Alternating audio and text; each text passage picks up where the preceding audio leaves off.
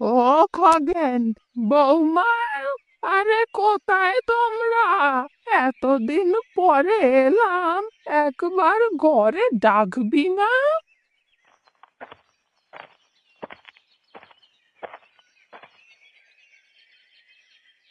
আরে পিসি যে এই গরমে হঠাৎ এলে, আমার যে বিশ্বাস হচ্ছে না। আরে মাথায় এত রোদ নিয়ে কিভাবে হেঁটে হেঁটে এলে পিসি?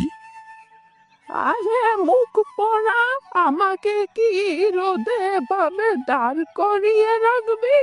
বসতে দিবি না নাকি?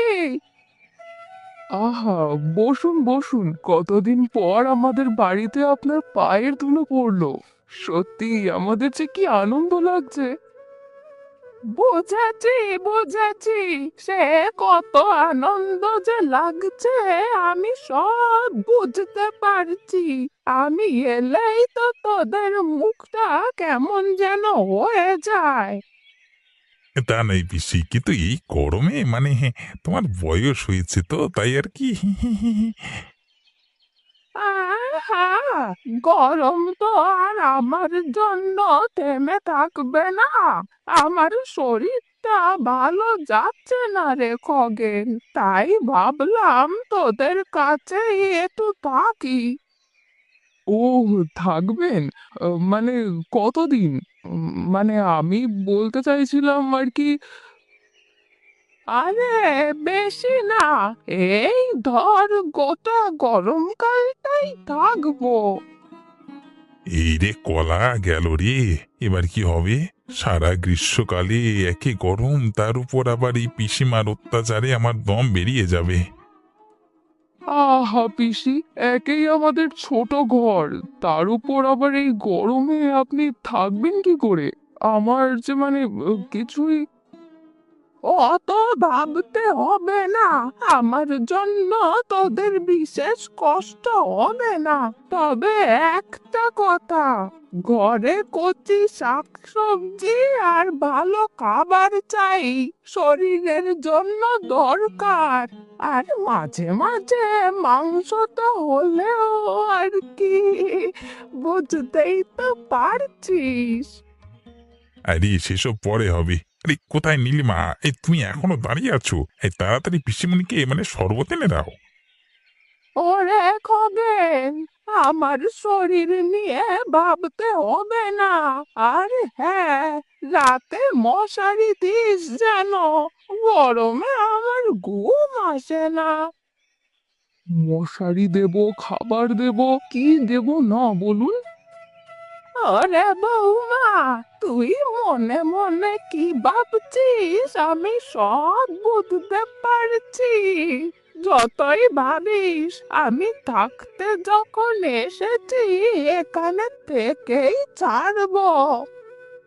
হ্যাঁ নাও গিন্নি, কি আর করবে? এখানে দাঁড়িয়ে থেকে লাভ নেই।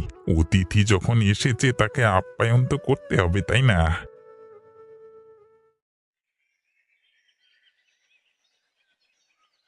আরে ও গোপাল, গোপাল, বাঁচাও ভাই। আমার নাতনি পূজার শরীরটা খুব খারাপ সকাল থেকেই।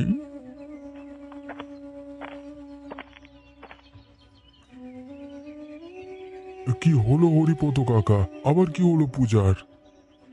আরে, আপনি এভাবে হাঁপাচ্ছেন কেন? বসুন, জল খান। না বৌমা, এখন কিছু খাবো না। আমার মন যেন কেমন করছে। পূজা সকাল থেকে কিছু খায়নি, খাটে শুয়ে আছে, মুখটা একদম ফ্যাকাশে। এই গরমে শরীর খারাপ হলে মুশকিল তো। ডাক্তার দেখিয়েছো? ওরে বাবা, ডাক্তার কোথায় পাবো টাকা? দিন আনি দিন খাই। এখন ডাক্তার আনলে কতগুলো টাকা খরচ হয়ে যাবে। সেই খরচা করবার মতো টাকা তো আমার কাছে নেই। কাকা, আপনি চিন্তা করবেন না, আমরা একটা ব্যবস্থা ঠিক করব। মেয়েটাকে তো আর ফেলে রাখা যায় না। বাচ্চা মেয়ে শুধু শুধু কষ্ট পাবে সেটা চোখে দেখা যায় না। ঠিকই বলেছ লতা। হরিপদ কাকা, চলো চলো, আমরা দুজনে না হয় তোমার বাড়িতে যাব, আর আমি না হয় ওষুধ নিয়ে আসছি। সত্যি বলছো বাবা? সত্যি আমার আমার খুব বড় সাহায্য হলো। এই গায়ে আমরা সবাই তো একে অপরের পরিবার, আপনার চিন্তা করতে হবে না। তোমাদের মতো মানুষ আছে বলি এখনো মানুষ বেঁচে আছে। এভাবে কাঁদবেন না কাকা। এই চলুন চলুন আমরা যাই, গিয়ে পূজাকে দেখি, মেয়েটা একা শুয়ে আছে ঘরে। ঠিক আছে চলো বাবা, অনেকক্ষণ মেয়েটাকে একা ফেলে রেখে এসেছি, আসলে কোনো উপায় খুঁজে পাইনি তো তাই।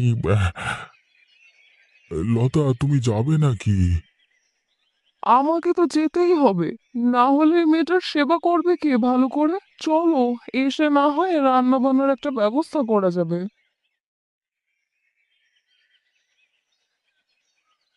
এই খগেনটা এখনো এলো না, ঘরে বসে কি করছে কে জানে।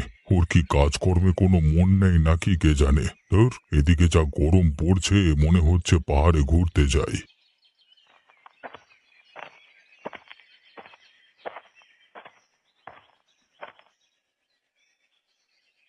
বাবু, আরে রতন, আরে এসো এসো। শোনো খগেনকে আজকে দেখেছো? মানে আজকে তুমি চলে এলে কিন্তু ওর আসবার নাম নেই এখনো, কেন বলো তো? দেখবো কিভাবে? আরে ও তো এখন অন্য ব্যাপারে ফেঁসে গেছে, ওকে এখন দেখা যাবে না। ফেঁসে গেছে? কি বলছো কি? হয়েছেটা কি? বাবু, খগেনের পিসি এসে পৌঁছেছে, আর এসে শুরু করেছে ওর উপর দাবি দেওয়া। এই জন্যই হয়তো খগেন এখনো আসতে পারিনি। কি বলছিস কি রে? ওই পিসি এসেছে? মানে সেই বুড়ি? হ্যাঁ, আর এসেই খগেনের ঘাড়ে চেপে বসেছে। শুনেছি প্রথম দিন থেকেই নানা রকম আবদার করা শুরু করেছে। তাহলে তো খগেনের এবার দারুণ বিপদ রে। খগেন সেখান থেকে উদ্ধার পাবে কি করে? সেটাই হচ্ছে কথা বাবু। আমি কথাটা শুনলাম বলি আপনাকে খবরটা দিতে পারলাম, না হলে পারতাম না। উফ, এই পিসিটা এলেই একটা ঝামেলা বাঁধে।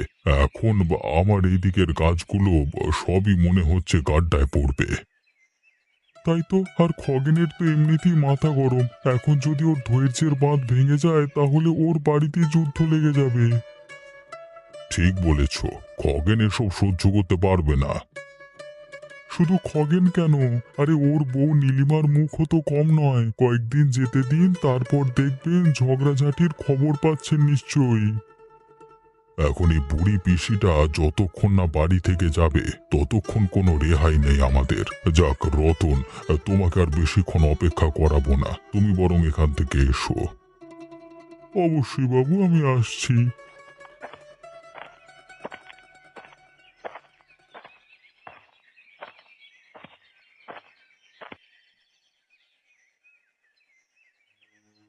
ছি ছি ছি, এই নীলিমা, এটা কি রান্না করেছিস?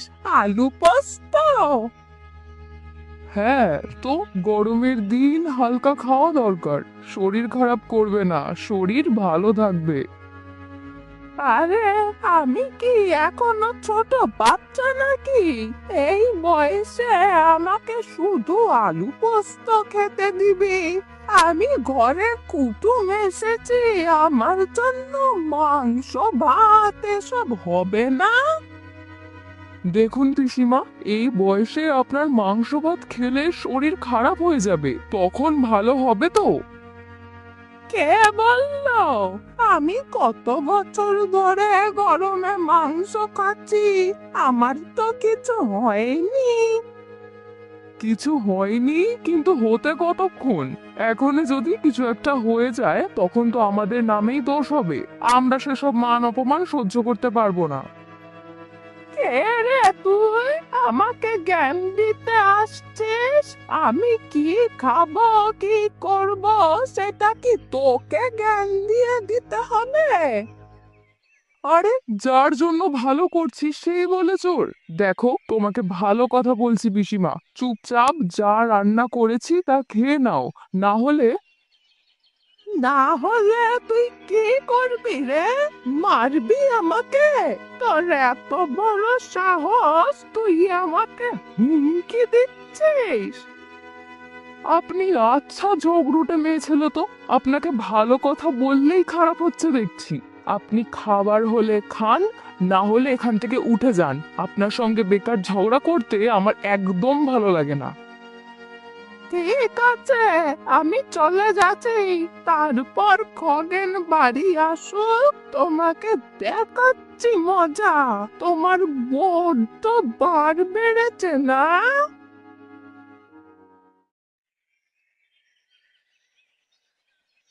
লতা, এত গরম লাগছে ওর গায়ে, শরীর মনে হচ্ছে জ্বরে পুড়ে যাচ্ছে গো। আমার নাতনির কিছু হয়ে যাবে না তো?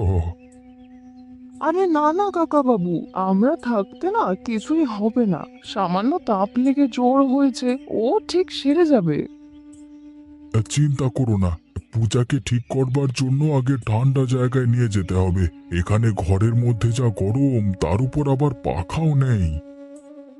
কিন্তু কোথায় ঠান্ডা পাবে এই সময়? বাইরে তো গরমই গরম। তাহলে আমরা ওকে নিয়ে এখন কোথায় যাব? হ্যাঁ, অবিনাশ বাবুর বাড়িতে। হ্যাঁ, আমাদের বাড়ির আশেপাশে তো এমন ঠান্ডা জায়গা নেই। দাঁড়াও দাঁড়াও, তোমরা অত চিন্তা করো না, আমি জানি একটা জায়গা আছে। কোথায় গো? কোথায় সেই জায়গা? পুকুরের নিচে একটা পুরনো মাটির সুড়ঙ্গ আছে, ওখানে ঠান্ডা থাকে। সুড়ঙ্গ? পুকুরের নিচে? আমি তো ব্যাপারটা জানতাম না। অনেকে জানে না বলি জায়গাটা এখনো ভালো আছে, না হলে কবেই লোকের অধীনে চলে যেত। ওখানে নিয়ে গেলে ওর ক্ষতি হবে না তো? না না, আমি আগেও ওখানে গেছি, ঠান্ডা জায়গা। কাজ করতে করতে যখন ক্লান্ত হয়ে পড়তাম তখন সেখানে গিয়ে বসে থাকতাম। তাহলে আর দেরি করো না, যত তাড়াতাড়ি সম্ভব ওকে নিয়ে চলো। হ্যাঁ, আর দেরি করা ঠিক হবে না। আমার বিশ্বাস ওখানে নিয়ে গেলেই ও আগের মতো সুস্থ হয়ে যাবে। চলো চলো, তাড়াতাড়ি যাওয়া যাক, চলো।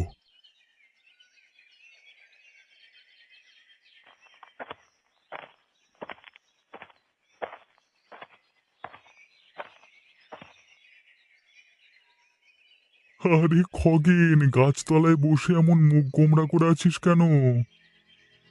হাসি না দেখিনি, মাথা গরম হয়ে যাচ্ছে। আমার যেন কিছু ভালো লাগছে না, বিরক্ত লেগে যাচ্ছে। কিরে, বুড়ি পিসিমার অত্যাচারে জীবন অতিষ্ঠ নাকি? এই তো সবে শুরু, এখনো কত কি দেখতে বাকি। উফ, এই বুড়ি আমার জীবনটা শেষ করে দিচ্ছে। আমি আর থাকতে পারছি না ঘরে। কোথায় ভাবলাম এই গরমকালটা নিজের মতো ভালোভাবে থাকবো, সেটা আর হয়ে উঠলো না। আরে এই পিসিকে তো আর তাড়াতে পারবি না, তাহলে এবার কি করবি? ঘর ছেড়ে চলে যাব, তাছাড়া তো আর কোনো উপায় খুঁজে পাচ্ছি না। আমি কিন্তু তোকে নিয়ে অবিনাশবাবুকে বলেছি। হ্যাঁ, আসলে আমি যখন আজকে দুধ দিতে গেছিলাম তখন অবিনাশবাবু তোর কথা জিজ্ঞেস করছিলেন। কি কি বলেছিস? ওনার কাছে তো আজকে যাওয়া হয়নি, উনি আমাকে নিয়ে কিছু বলছিলেন। বলছিলেন খগেনকে তাড়িয়ে দেব, তার বদলে আমাকে কাজে রাখবেন। তোর কি কোনো কাজ নেই নাকি? ফাজলামো মারছে। এই দেখতে পাচ্ছিস না আমি সমস্যায় আছি? তার উপর এই ধরনের ইয়ার কি আমার ভালো লাগে না, বলে দিলাম। আরে রাগ করছো কেন বন্ধু? আমি তো তোমাকে হাসানোর চেষ্টা করলাম। ওই বুড়ি সমস্যাকে যত তাড়াতাড়ি সম্ভব ঝেড়ে ফেলবার চেষ্টা করো, না হলে হবে না, বুঝলে? সেই চেষ্টাতেই তো আছি। এখন দেখি কবে এদের থেকে রেহাই পাওয়া যায়। ভাল লাগে না রে।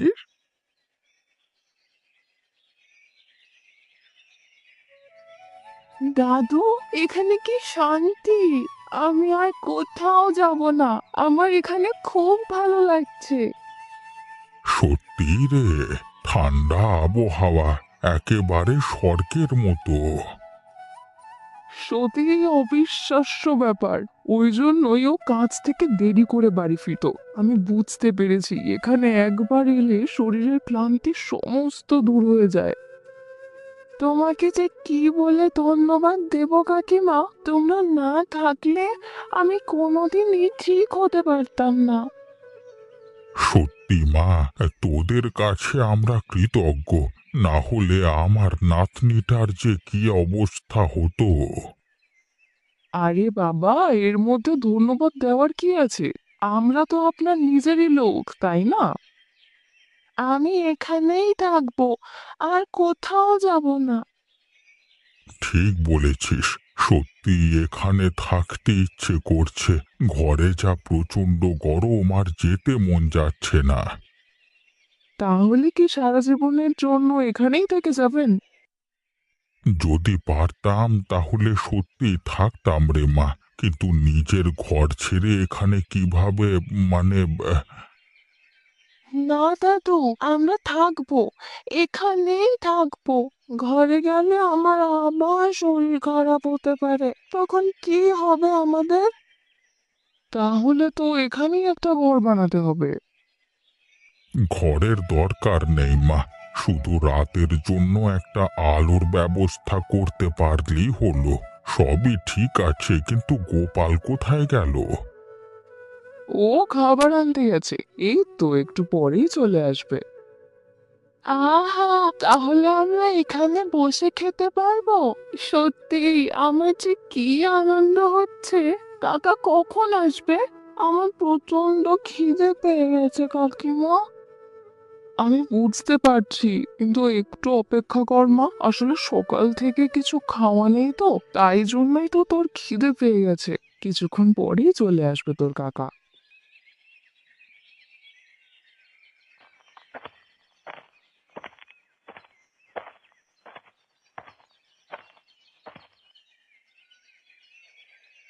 আরে খগেন, এসো এসো। তা তোমার কি খবর বলো তো? আমি রতনের মুখে যা শুনলাম তা কি সত্যি?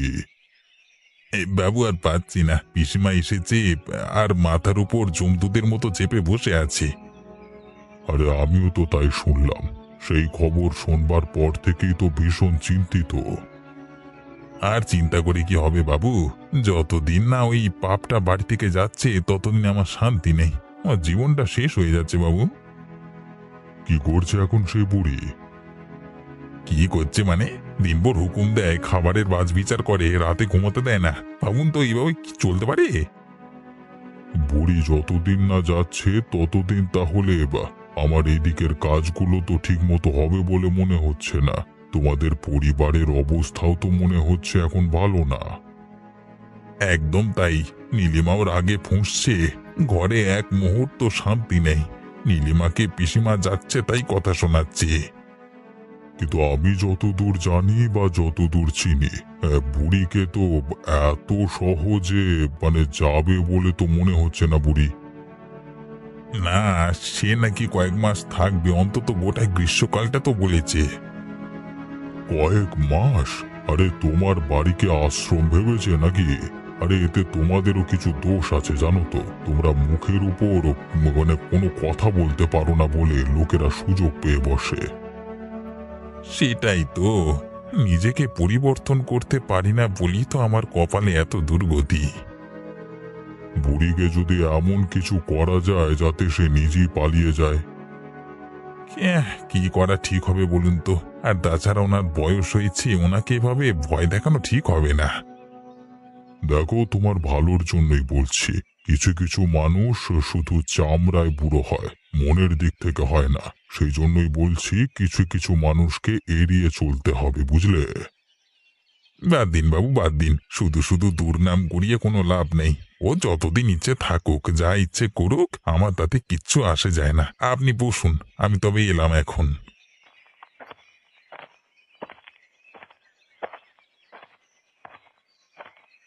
হায় উপরওয়ালা, তুমি ওদের পরিবারটাকে রক্ষা করো।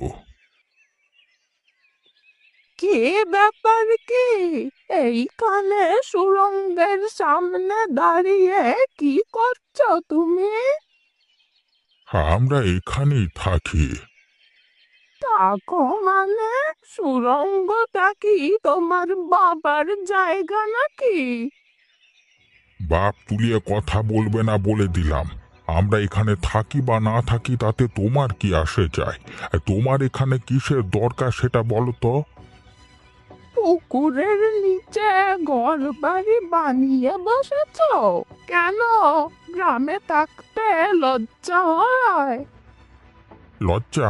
তুমি তো নিজের ঘরে শান্তি রাখতে পারো না, আমাদের নিয়ে কেন এত মাথা ব্যথা? হ্যাঁ, মাথা ব্যথা তো থাকবেই, নিশ্চয় এই গরমের সময় পুকুরের নিচে ঠান্ডা পাচ্ছে, সেই জন্য এসে সংসার পেতেছো।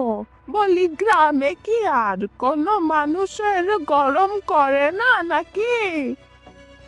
আরে এ তো মহা মুশকিল। তুমি কি বলতে চাইছো বলো তো? গ্রামের মানুষেরা এখানে এসে থাকুক না, তাতে তো আমার কোনো অসুবিধে নেই। তাই জন্যই সুড়ঙ্গের মুখ আঁকড়ে দাঁড়িয়ে আছো, যাতে কেউ ওর ভেতরে প্রবেশ করতে না পারে। তুমি শুধু শুধু আমার পায়ে পা দিয়ে ঝগড়া করতে আসছো। তোমার মতি গতি আমার খুব একটা ভালো লাগছে না। ভালো না লাগারই কথা, আসলে সত্যি কথা বলেছি তো, সেই কারণেই। ঠাকুমা, আর কতদিন ঝগড়া করবে? শান্তিতে থাকো না। তুমি কি এখানে এলেই ঝগড়া করতে মন চায়? এই চুরি, তুই চুপ কর। তুইও দেখছি এখানে থাকতে শুরু করেছিস। তোর সাহস তো কম নয়, তোকে আমি মজা দেখিয়ে ছাড়বো। তুমি আমাকে মজা দেখাবে? কি করবে, করো না। কি আর করব? কালকে থেকে আমি এই সুড়ঙ্গের পুকুরের নিচে থাকতে শুরু করব। এখানে যা ঠান্ডা, তাতে আমার শরীর ভালো থাকবে। খগেন কাকার ঘর ধ্বংস করে এখন তুমি এসেছো আমাদের এখানে অত্যাচার করতে? তোমার মতি গতি একদম ভালো লাগছে না। পূজা মা, তুই চুপ কর। তোর শরীরটা বিশেষ ভালো নেই। তুই গিয়ে বিশ্রাম নে। বিশ্রাম নিলে তোর শরীরটা ভালো হবে। না, তোকে দেখলে বাঁচা যায় না। হাহ, দেখি তোরা আমাকে কিভাবে আটকাস। দেখে নেব তোকে। কালকের মধ্যেই আমি এখানে আসছি, তারপর তোদের মজা দেখাবো।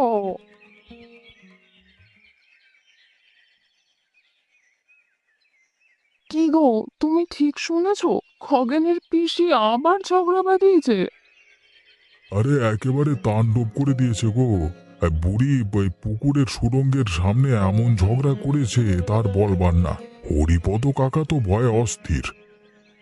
আমি জানতাম কারো না কারোর চোখে নিশ্চয়ই লাগবে, কিন্তু খগেনের পিসমা যে এইভাবে এসে ঝগড়া লাগাবে সেটা তো বুঝতে পারিনি।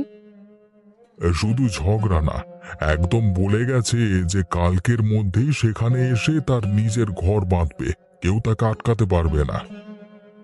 আমাদের কিছু একটা করতেই হবে, যদি এভাবে চলতে থাকে সবাই অশান্তিতে থাকবে। এক কাজ করা যায়, একবার খগেনের সাথে কথা বলা যাক। সে নিজেই তো নাজেহাল। ঠিকই বলেছ। খগেনও যদি রাজি হয় তাহলে বুড়িকে এমন শিক্ষা দিতে হবে যে পলানোর পথই না পায়। ঠিক বলেছ। বুড়ির বাড়াবাড়ি এবার শেষ করা দরকার। আমাকে তাহলে খুব দ্রুত খগেনের সাথে দেখা করে সমস্ত ব্যবস্থা করে নিতে হবে, না হলে অসুবিধে আছে।